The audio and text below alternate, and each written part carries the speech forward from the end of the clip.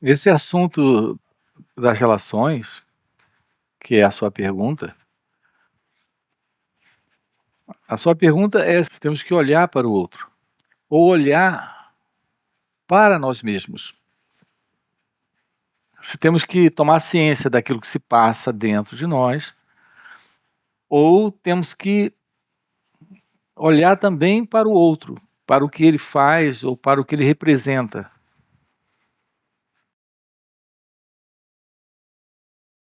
Primeiro, antes de tudo, por que isso acontece? Em que nível se encontram nossas relações? Quando você se relaciona com alguém, quem é a pessoa com a qual você se relaciona? Quem é a pessoa que é você nessa relação? É isso que nós temos que estudar. É isso que temos que compreender. Pode parecer razoável querer não sofrer nas relações, mas as relações humanas, elas estão sobrecarregadas de sofrimento. E por que isso ocorre? Então, apesar de não querer o sofrimento, ele está presente. E por que ele está presente? É a compreensão disso que nos liberta do sofrimento. E não o desejo de ficar livre do sofrimento na relação. O que você irá observar dentro da relação é que nós não temos um encontro real com o outro. E por que não temos esse encontro? Porque nós não sabemos quem nós somos nesse contato, nessa relação. Você não pode ter um encontro real com ele ou ela a partir da ideia que você faz sobre quem ele ou ela é. E estamos fazendo isso o tempo todo, porque nós não temos só ideias sobre os outros, nós temos ideias sobre quem nós somos. Sobre o que merecemos, sobre o que não merecemos, sobre como o outro deve nos tratar, nos receber, nos aceitar. Então, a nossa relação é sempre uma relação confusa, problemática. É a relação da confusão. Isso não é real. Real relação. Existe algo aqui que nos escapa o tempo todo. É o fato de que pessoas, elas não, de fato, elas não se encontram. Elas não se encontram. São como opiniões, cada um tem a sua. Talvez haja uma concordância de opiniões. Nesse momento, aparentemente, o encontro aconteceu. Fora isso, é desencontro total. Então, primeiro, antes de tudo, a gente tem que investigar a verdade sobre quem nós somos. Nós não temos como ter a verdade sobre o outro. Aliás, a visão da verdade sobre si mesmo irá lhe mostrar, sim, aquilo que você é. A compreensão daquilo que você é irá lhe fazer ver o outro. Mas o ponto não é ver como o outro lhe trata. O ponto é ver como você se sente nesse tratamento. Há algo que a gente não percebe. Nós não somos diferentes uns dos outros, psicologicamente falando. Internamente, do ponto de vista dentro de nós, nós somos como todas as outras pessoas. Você não se dá conta que é invejoso. Isso seria muito doloroso para você se dar conta. Mas você é invejoso. Você não se dá conta que você é violento. Isso seria doloroso demais você se dar conta disso. Você se vê como deseja ser e não como de fato você é.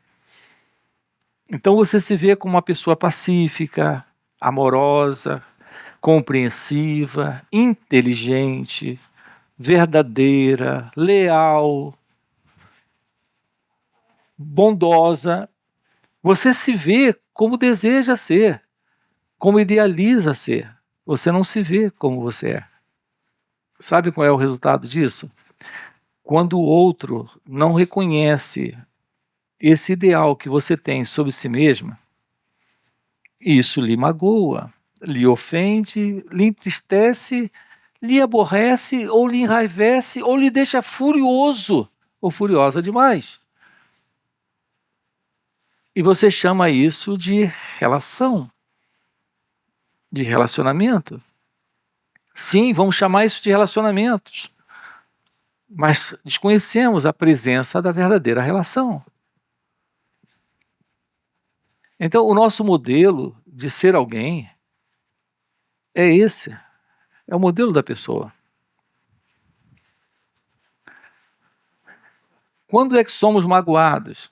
Quando é que somos feridos? Quando é que ficamos assim enraivecidos?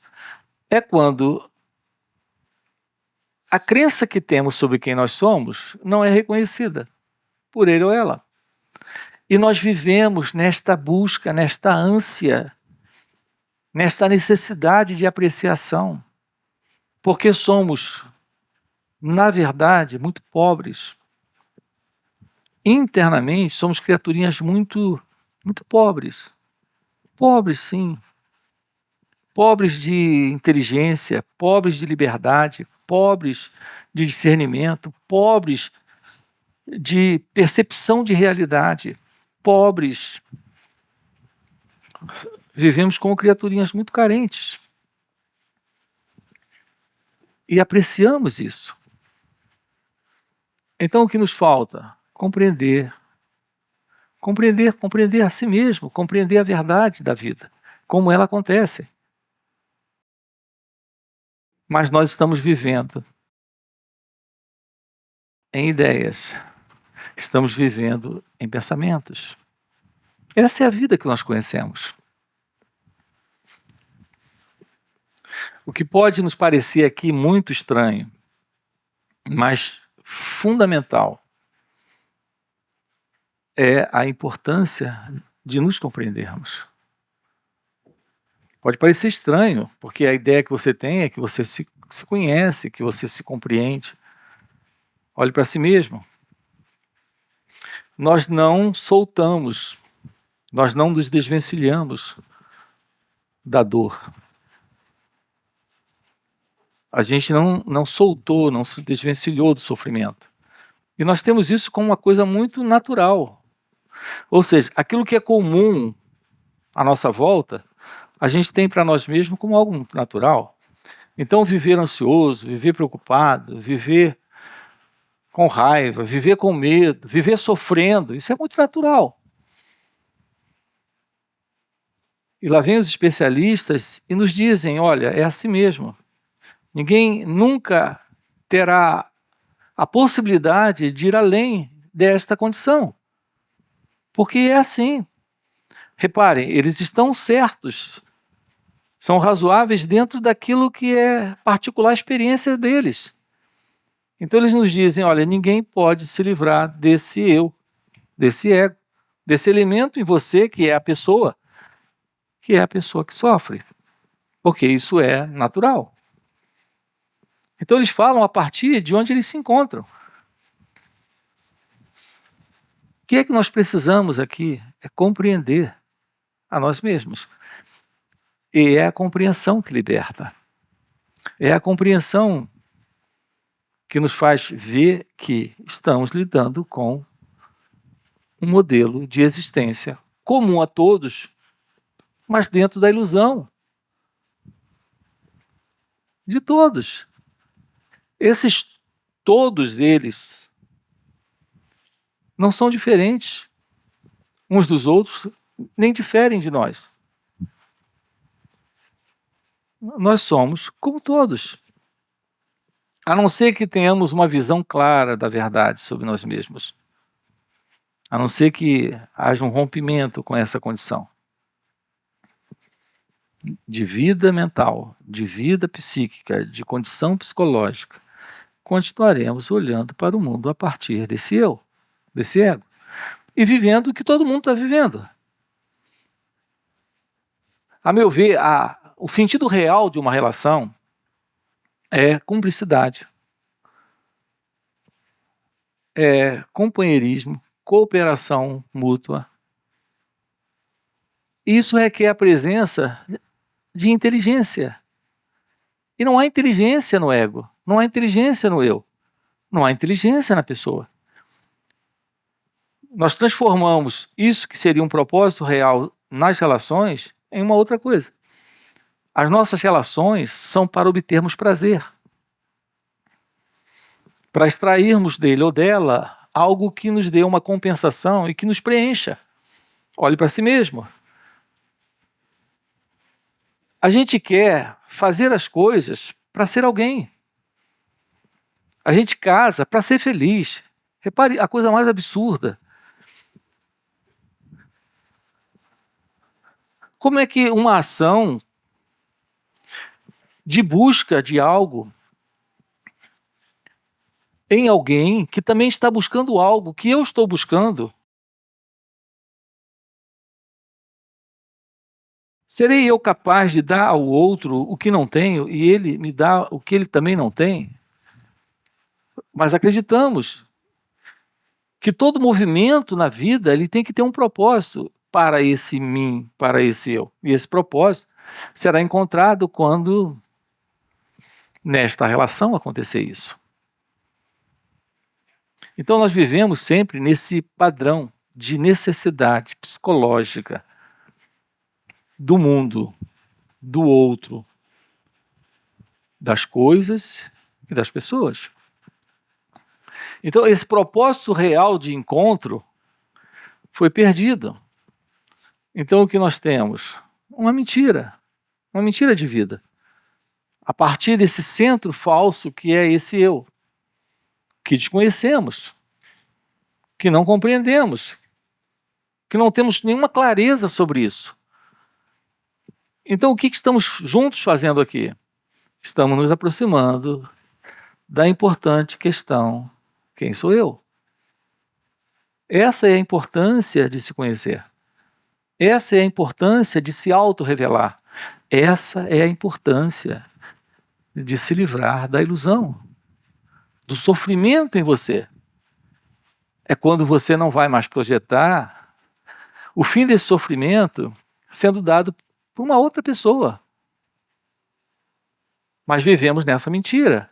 A gente quer que o outro nos livre do sofrimento casando conosco. Mas ele também, ou ela também, está esperando a mesma coisa. Então é completamente ridículo a ideia de que o mundo irá nos fazer feliz.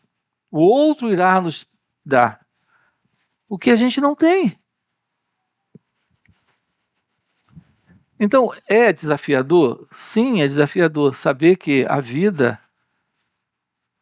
não é aquilo que a gente espera, ou deseja, ou aguarda que ela seja.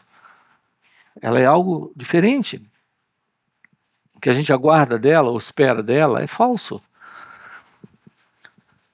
Aqui estamos lhe convidando a tomar ciência do que você é, e não de quem o outro é. Aqui estamos lhe convidando a investigar a natureza da sua dor, abandonando a ilusão de que o mundo está lhe causando dor, o outro está lhe causando dor, o outro está lhe fazendo sofrer, ou o outro tem a possibilidade de fazer feliz, ou realizado ou pleno. Isso é falso. Completamente falso. Mas é o que nós temos, é o que nós recebemos da história humana, da cultura em que vivemos. Nos ensinaram que o mundo pode e precisa contribuir conosco de alguma forma. Mas quem é você? Quem sou eu?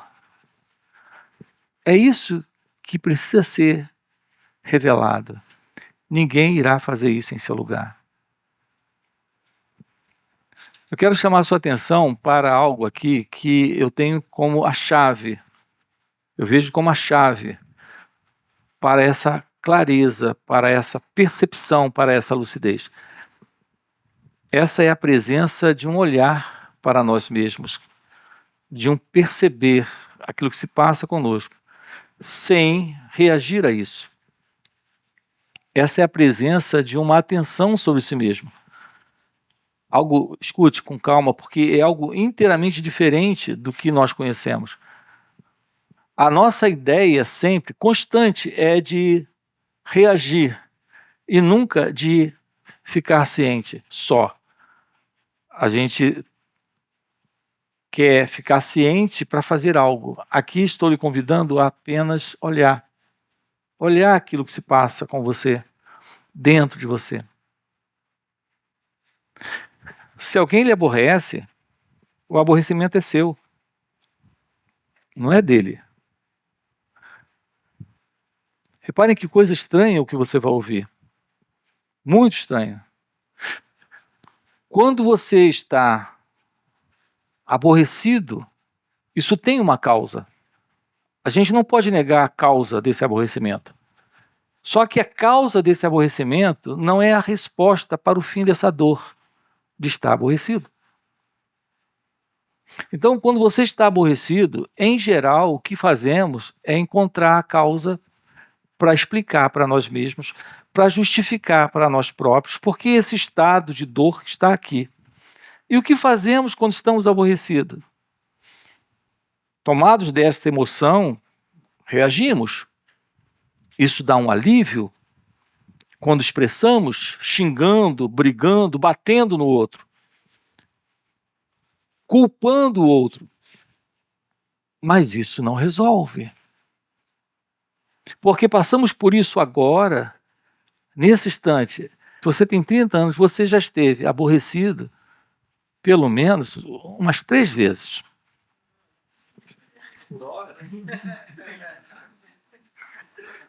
Evidente que não. Você já esteve aborrecido muitas vezes? Se você tem 30 anos, não foram só 3 vezes. Então, o que ocorre conosco? Nós vivemos constantemente, por exemplo, ficando aborrecidos. E a gente nunca se deu conta do que é o aborrecimento. Isso é como ter um problema que nunca se resolve e a gente tendo que lidar com ele vez após vez após vez. Então não adianta você fugir do aborrecimento, fugir brigando, xingando, fazendo alguma coisa, porque você vai continuar sendo uma pessoa que se aborrece, uma pessoa que se chateia, que se magoa, que se ofende, que se entristece, porque não é só aborrecimento. Enfim, o estado em nós, de condição interna, de condição psicológica, é de continuidade. E isso não termina até que tenhamos real compreensão disso. E a gente não sabe como compreender isso, porque a gente não foi nem, em nenhum momento, nos chamaram a atenção da possibilidade dessa compreensão. É por isso que se fala que ninguém consegue viver livre do eu, livre do ego, porque isso é o comum. Nossas referências são de pessoas à nossa volta, sim ou não? Não são as pessoas que estão à nossa volta? A gente não vive com pessoas? A gente conhece algum extraterrestre vivendo conosco? Não, são pessoas. E pessoas são assim. Mas haverá algo além disso? Esse é o desafio de uma fala como essa, de uma qualidade de encontro como esse. Sabe como eu considero esse encontro? Eu considero esse encontro como um encontro profundamente religioso.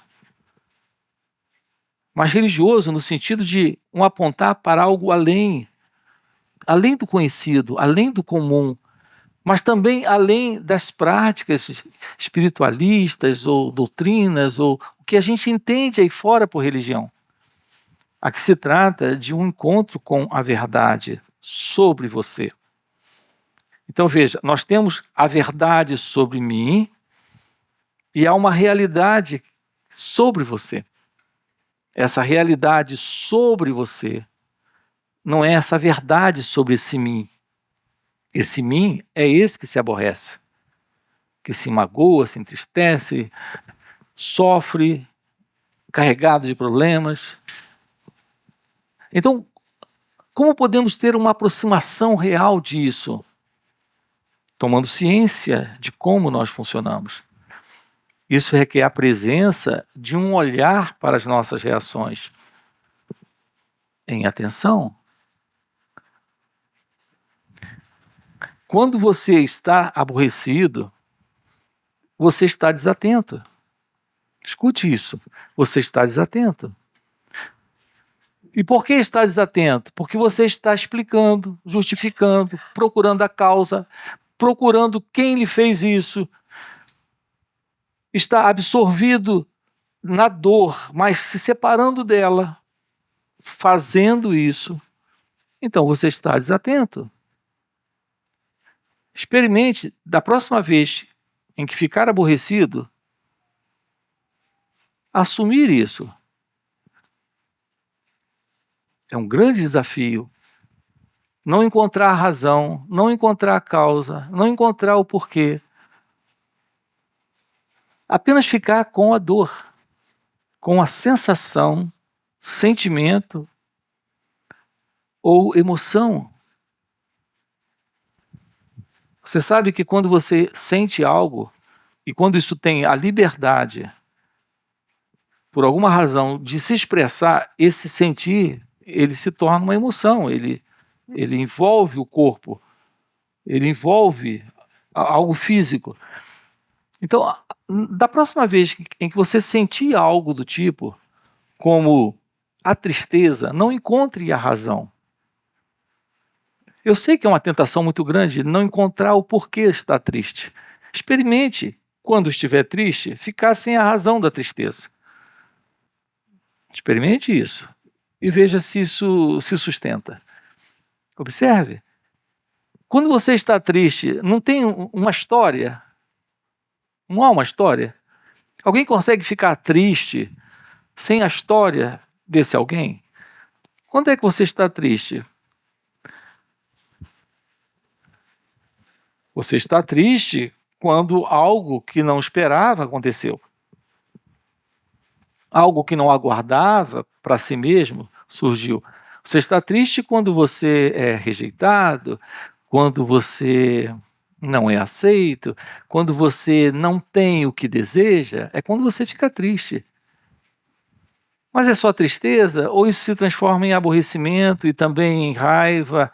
E isso começa... E por que tudo isso ocorre? Porque não há uma atenção para essa imagem que é você, que você tem sobre si mesmo, que foi magoada, que foi desprezada, que foi rejeitada. A gente defende essa imagem, defende essa pessoa que nós somos. Para justificar, a gente explica. Então, esse é o jogo. É assim que estamos dando continuidade nesta desatenção para nós mesmos a esse eu.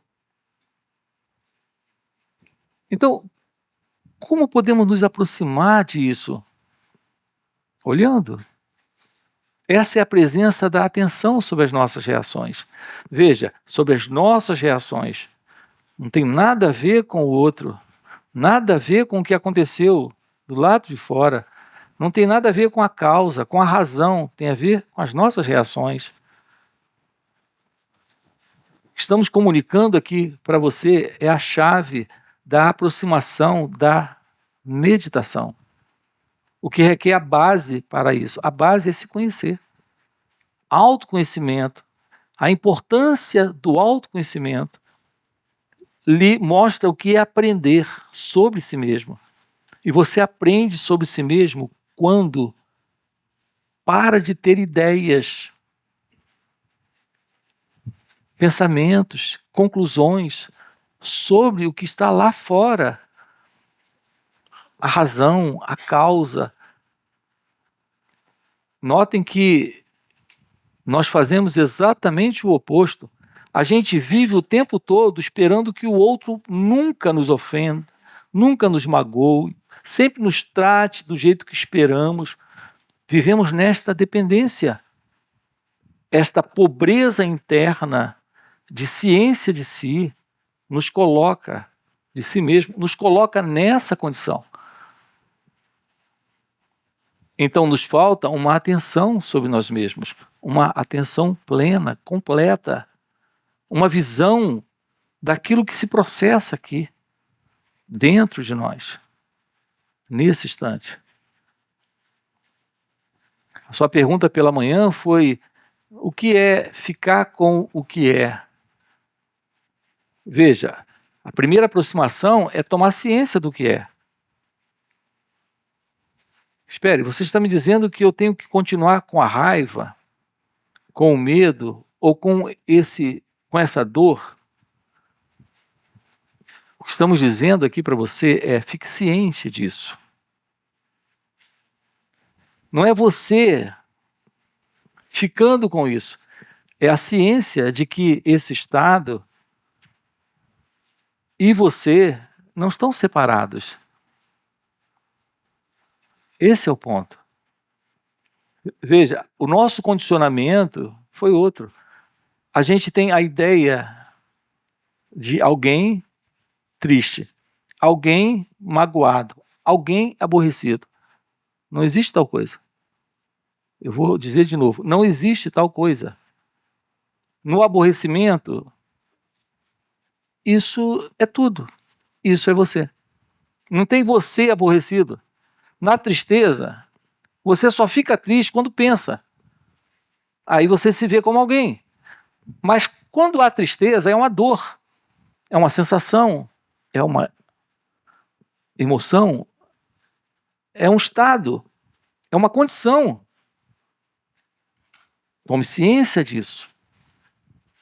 Apenas olhe, perceba, observe. É assim que nos aproximamos daquilo que aqui está presente. E quando nos aproximamos assim, não há alguém nessa aproximação. É uma aproximação sem alguém. Isso é meditação. A presença da meditação é a compreensão da ilusão de alguém. De outra forma, não existe meditação. Quando alguém usa a expressão meditação como uma prática para alguém, a ideia é de alguém no exercício daquilo. Enquanto que na meditação o que temos é a compreensão da inexistência do meditador. Isso é meditação. Quando há meditação, o eu não está. Quando há autoconhecimento, que é a compreensão daquilo que aqui está presente, não fica alguém. Essa expressão autoconhecimento é uma expressão muito usada, né, em psicanálise, em psicologia, em psiquiatria, nessa área de estudo do pensamento humano.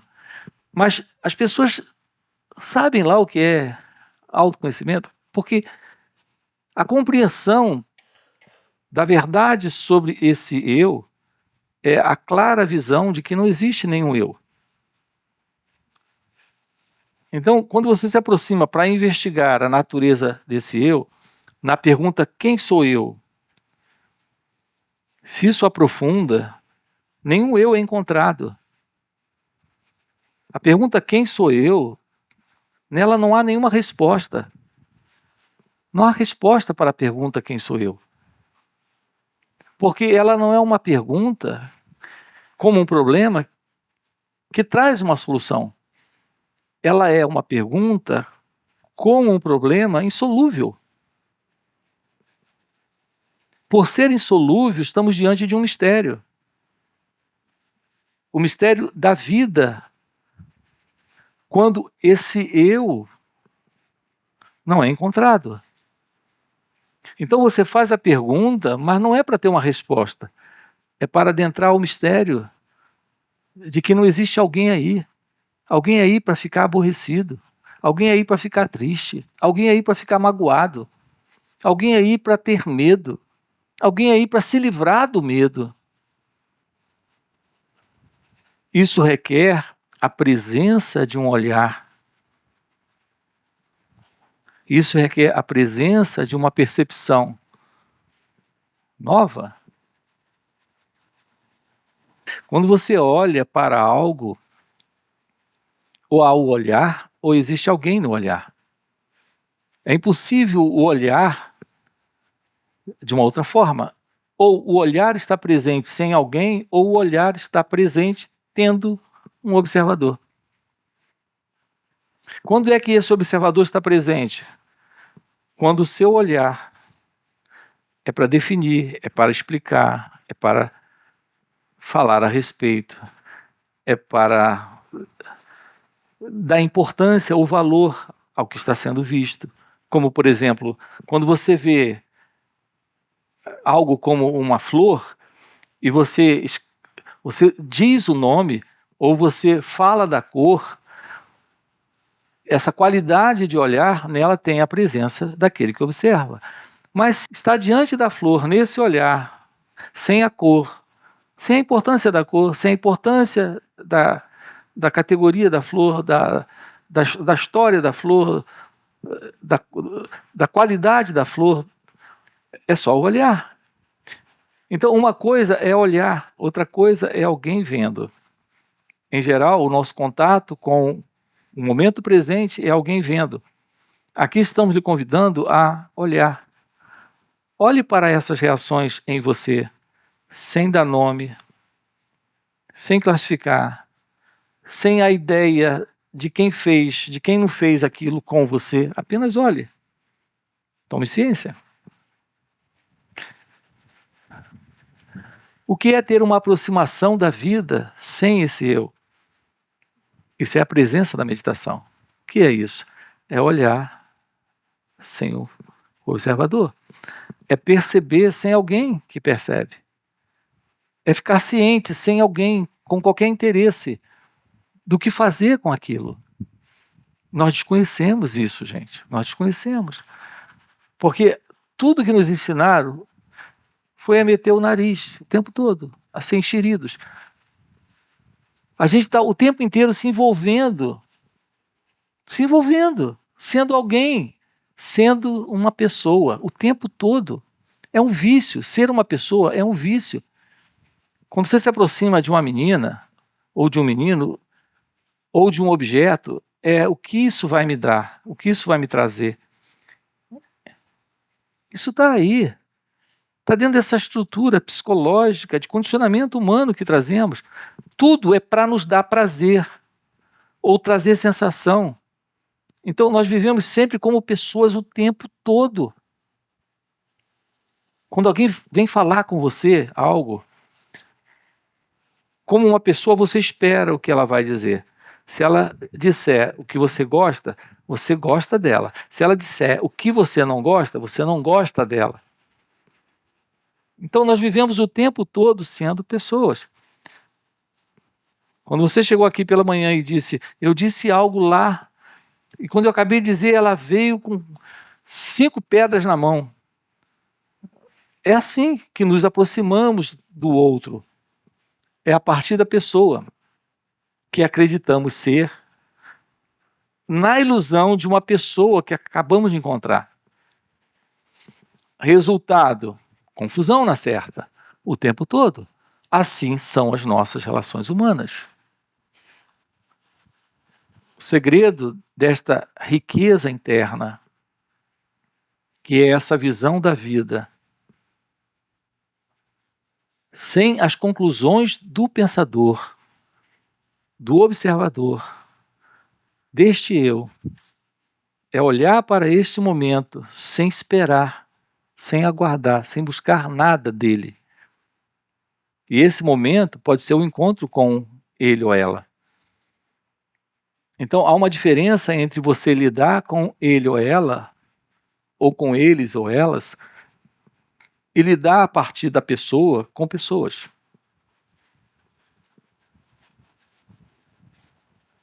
Se você olha a partir da pessoa, você vê pessoas. Se você olha a partir desse lugar,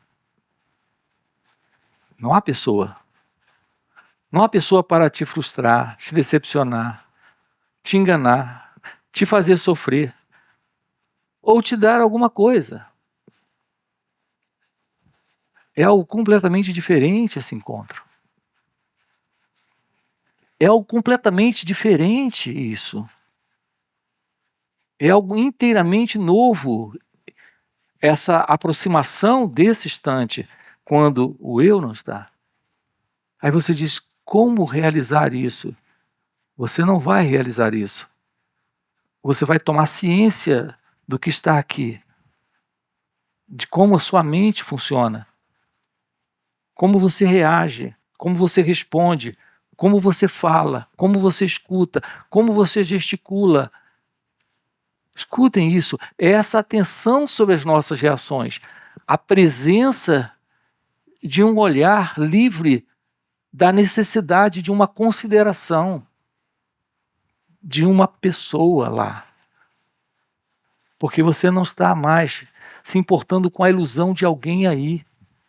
Você está atento a estas reações. Isso é meditação. Então, o que é meditação? Eu achava que era se assentar, cruzar as pernas, repetir Om. Não é isso. Não é isso. Meditação é a ciência da vida, como ela acontece. E ela acontece quando não há mais a ideia de como ela deveria ser.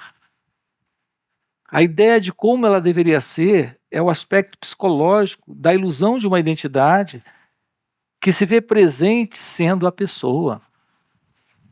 Isso está alienado da vida.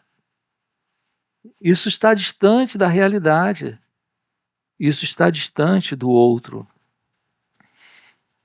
Então, os casais convivem há 10 anos, há 15 anos, há 20 anos, há 40 anos, mas eles nunca se encontraram.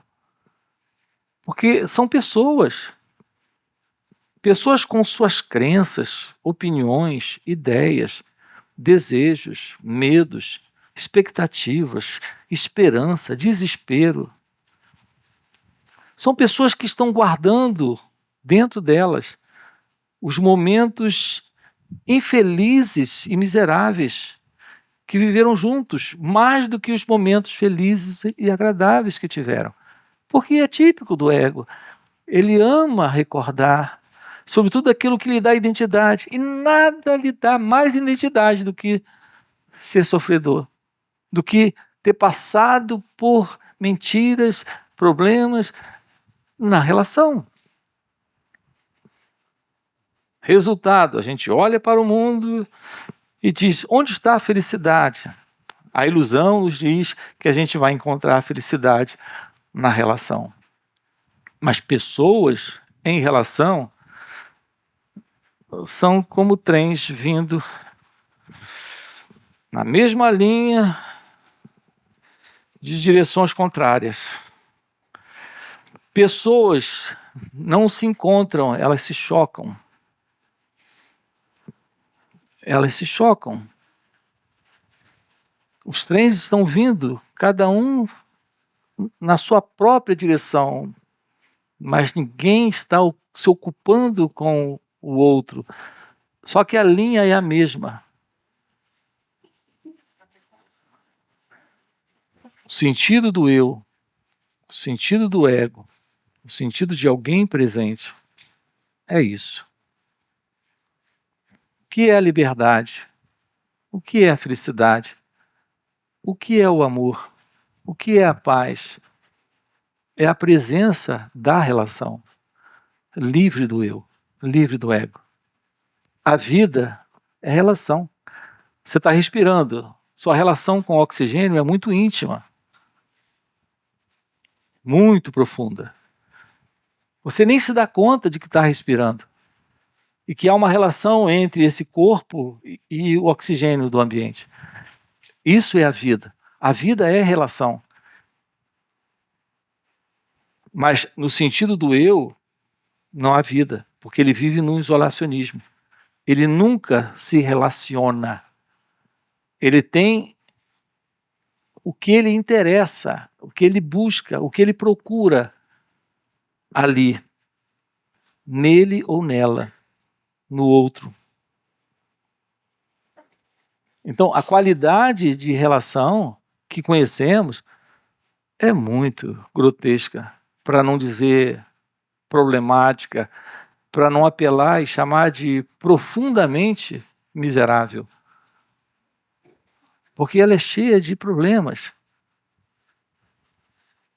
Mas como seria diferente se eu sou o problema? Não é o outro problema, eu sou o problema. Então eu sou esse trem que vem. Como podemos olhar para isso? Só uma forma, olhando. Se olhar de qualquer outra forma, você vai olhar a partir do pensador. Vai olhar a partir do pensamento, a partir das conclusões, a partir de ideais e propósitos pessoais. Você vai ser uma pessoa.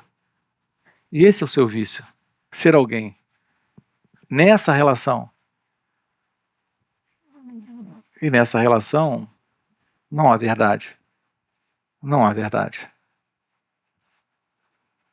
Assim, esse encontro com a vida não pode ser um encontro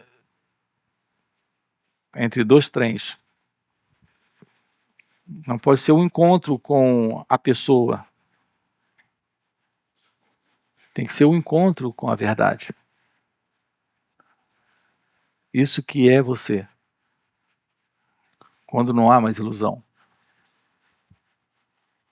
Então, antes de fazer a viagem, antes de ser um trem em alguma direção, encontre o sentido disso. Encontre o sentido disso. O que a sociedade nos ensinou foi outra coisa. Disseram que a gente tinha que estudar, crescer, depois casar. Foram nos dando direções. E nós estamos exatamente na direção que eles nos deram. E parece que não está dando certo. Não está dando certo. Então vamos olhar para isso, ok? A base das nossas relações humanas é a confusão. Nós estamos sempre, constantemente, sustentando algum tipo de desordem, confusão e conflito em nossas relações humanas. Isso porque internamente nós estamos confusos, desorientados, preocupados, aflitos e infelizes.